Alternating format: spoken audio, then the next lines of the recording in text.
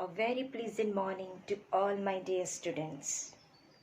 Today it is 29th of April 2021.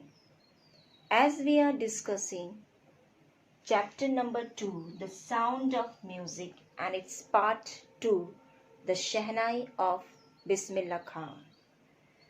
So in the previous class we had seen that how Ustad Bismillah Khan made a valuable contribution in the world of music through Shehnai, isn't it?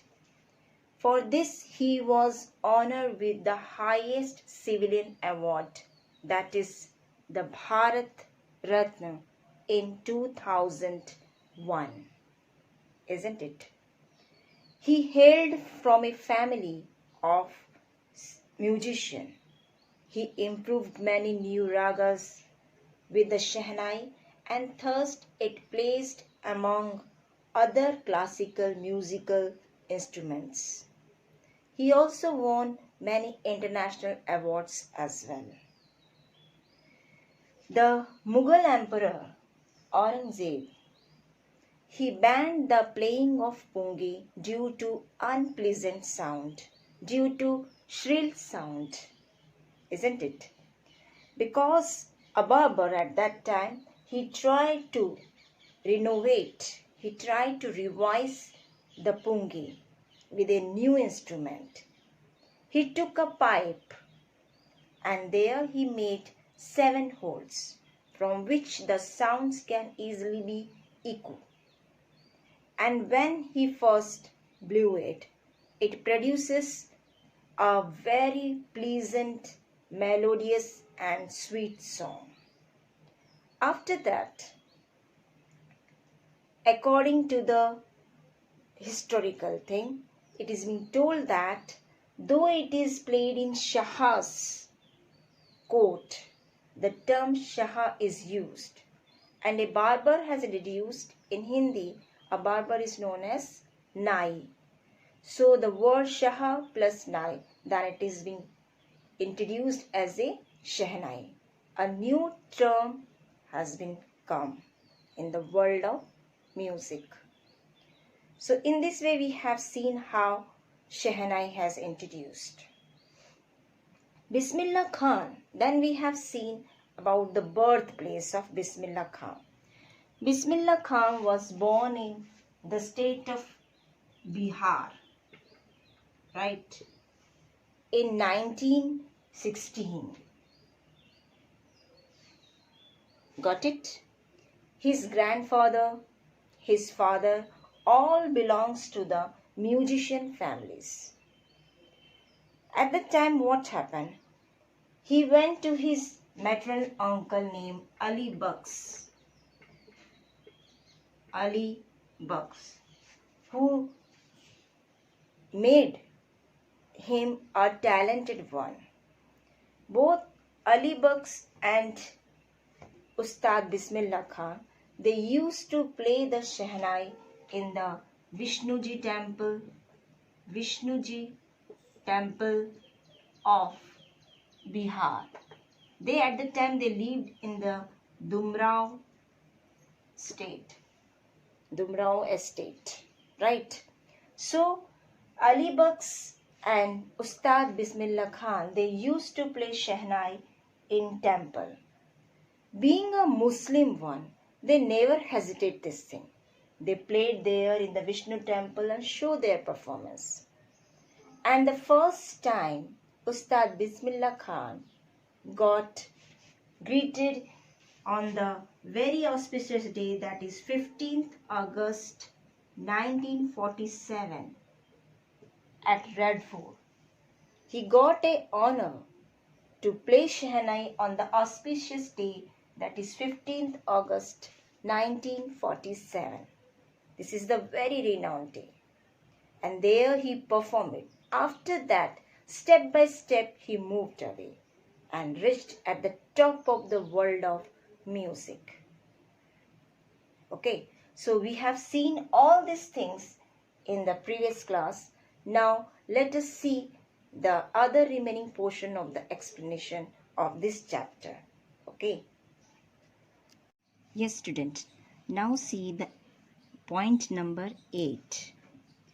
Bismillah Khan has given many memorable performances both in India and abroad. Okay, Bismillah Khan gave many performances in India as well as abroad. His first trip abroad was to Afghanistan, and where King Zahir Shah was so taken in by the maestro that he gifted him Princess Persian carpets and other souvenirs. So student here, so taken in, the word here taken in means attracted or charmed by, okay, and the word souvenirs, it means things given in memory of a place, things given in memory of a place, person or event. So Bismillah Khan gave many performances in India and abroad. Some of them are memorable, like one at Afghanistan. The king of Afghanistan, who is that at that time? King Zahir Shah, really liked Bismillah Khan's performance and he gifted him many things which were made in Afghanistan, like Persian carpets, etc., so that Ustad Bismillah Khan would remember his first visit abroad, that was to Pakistan. The king of Afghanistan was not the only one to fascinated. The word fascinated means charmed with Bismillah's music. Film director Vijay Bhatt was so impressed after hearing Bismillah play at festival that he named a film after the instrument called Goonj Uthi Shehnai. So there were many other people also who were attracted to his Shehnai's music. Goonj Uthi Shehnai was the name of a Hindi movie. It was made by film director Vijay Bhatt. He was a film director and he really liked the sound of the Shehnai played by Bismillah Khan, and that is why he named his movie Goonj Uthi Shehnai. The film was a hit and one of the Bismillah Khan's composition, Dil Ka Khilona Hai Toot Gaya, turned out to be nationwide chart buster. Chart buster means here record breaker. Chart buster means record breaker, right? So there was a song in movie, that is Goonj Uthi Shehnai, named Dil Ka Khilona Hai Toot Gaya. It was composed by Ustad Bismillah Khan and became a chart buster. It broke all records. Despite this huge success in the celluloid world, Bismillah Khan ventures in film music were limited to two: Vijay Bhatt's Goonj Uthi Shehnai and Vikram Srinivas Kannad's venture Sanadhi Apna. I just can't come to terms with the artificiality and glamour of the film world, he says with emphasis. So here, the word here celluloid is an old-fashioned way of referring of films. Okay, and ventures, it means project that often involves risk, something which has a lot of risks.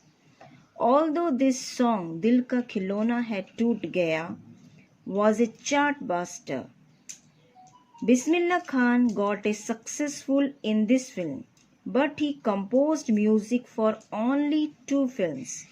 The name of the movies were Goonj Uthi Shehnai, made by Vijay Bhatt, and a Kannada movie made by Vikram Srinivas called Sanadi Apna. Okay. I just can't come to terms with the artificiality. Artificiality means a state of being artificial. A state of being artificial. And glamour. The word glamour means here shine. Glamour means here shine. Glamour of the film world. He says with emphasis, Ustad Bismillah Khan would said that he did not like the artificial world of films and the glamour that was there in the film world. That was why he did not compose music for many movies. Now come to point number 9. Awards and recognitions came thick and fast. Thick and fast here it means he got a lot of awards and was recognized at many places. Bismillah Khan got a lot of recognitions and was honored with awards. Bismillah Khan became the first Indian to be invited to perform at the prestigious. The word prestigious, prestigious means a very honor thing, right? So, prestigious Lincoln Center Hall in the United States of America. He also took part in the World Exposition in Montreal in the Cannes Art Festival and in the Osaka Trade Fair. Here, Bismillah Khan ji performed all over the world. He performed in the United States of America, then at Lincoln Center Hall. He performed in Montreal, Australia. Then he also performed at the Cannes Art Festival, and he also performed in Japan at the Osaka Trade Fair. So well known did he become internationally that an auditorium in Tehran was named after him, Teher Mosik Ustad Bismillah Khan. Tehran is located in Iran. Bismillah Khan was so famous all over the world that in Tehran an auditorium has been named after him. Okay, now proceed to point number 10. National awards like the Padma Shri, the Padma Bhushan, the Padma Vibhushan were conferred on him. Conferred means given. Conferred means given. So, Ustad Bismillah Khan has been awarded with these national awards like Padma Shri, Padma Bhushan, Padma Vibhushan. Now proceed to point number 11, right? In 2001, Ustad Bismillah Khan was awarded India's highest civilian award, that is the Bharat Ratna. With the coveted means here much desired award resting on his chest and his eyes glinting. Glinting means shining. Glinting with rare happiness, he said, "All I would like to say is, teach your children music. This is Hindustan's richest tradition. Even the West is now coming to learn our music."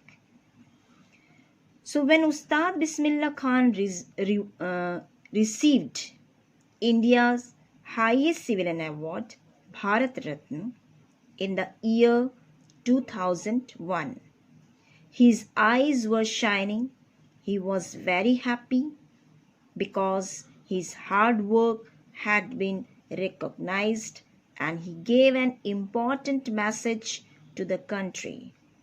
he told all the Indians to teach music to their children because music is the richest tradition of India.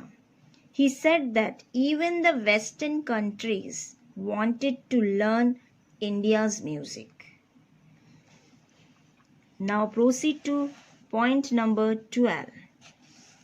In spite of having travelled all over the world, Khansa, as he is fondly called, is exceedingly fond of Banaras and Dumrao, and they remain for him the most wonderful towns of the world. Although Ustad Bismillah Khanji had travelled all over the world, he has given so much respect and recognition, he remained rooted. Banaras, where he learned music, and Dumrao, where he was born, brought up were the two most wonderful towns of the world for him. He was so down to earth that although he had travelled all over the world, still he was attached to his birthplace. A student of his once wanted him to head a Shehnai school in the USA, and the student promised to recreate the atmosphere. Recreate means to create it again, the atmosphere of Banaras by replicating the temples there. Replicating means duplicating the temples there. But Khansa asked him if he would be able to transport river Ganga as well. So there was a student of Ustad Bismillah Khan, and he wanted that Ustad Bismillah Khan should set up a Shehnai school in USA. He promised that he would recreate the temple of Banaras in America for Ustad ji, as he would miss it. Now Ustad Bismillah Khan was attached to river Ganga also, so he asked his student that would he transport the river Ganga also to America. So he wanted to say that he could not leave India. He was attached not only to the temples of Banaras but also to the holy river Ganga. Later he is remembered to have said, "That is why whenever I am in a foreign country, I keep yearning." Yearning means desiring greatly. I keep yearning to see Hindustan. While in Mumbai, I think of only Banaras and the holy Ganga. And while in Banaras, I miss the unique Matha of Dumrao. So Ustad Bismillah Khan said that whenever he visited any foreign country, he longed to see India. He wanted to return to India. And then he says that when he was in India, in Mumbai, or he yearned to visit Banaras and the Ganga river. And when he was in Banaras, he missed his birthplace, Dumrao, and the Matha where he sang Chaitya, Bhojpuri Chaitya, and was rewarded with the laddu of 1.25 kg by the local Maharaja. Isn't it? So now come to the next page. Here it is the next page. Ustad Bismillah Khan lives is a perfect example of the rich culture heritage of India. One of the effortless accepts that a devout Muslim like him can very naturally play the Shehnai every morning at the Kashi Vishwanath temple. So here the writer says that Ustad Bismillah Khan was a perfect example of the rich culture heritage of India. His work was beyond the religion barriers. Although he was a strict Muslim, he followed the Muslim laws, but every morning he would play the Shehnai at the Kashi Vishwanath temple which was a Hindu temple. This shows that he did not have the barriers of religion in his mind. He was a true Muslim though, isn't it? He was a true one Indian also. He considered music to be the India's rich cultural heritage. Ustad Bismillah Khan passed away on 21 August 2006 at the age of 90 after a prolonged illness. Prolonged means very long. He was given a state of honor and the government of India declared one day of national mourning, means to mourn. So Ustad Bismillah Khan had been ill for a long time and he died on 21 August 2006 at the age of 90. At that time he was 90 years old. The entire country mourned the death of the legendary musician. There was a holiday for one day and he was given a state funeral. So this is all about the entire explanation of your chapter. So after the explanation of all these paragraphs, I hope whatever we have discussed, it must be clear to you. So today we have ended this chapter. Tomorrow we will going to summarize the whole story so that there will be no doubt in your mind. Okay, so whatever we have discussed, read the chapter thoroughly again and again so that there will be no doubt in your mind. I hope whatever we have discussed, it must be clear to you. Thank you so much.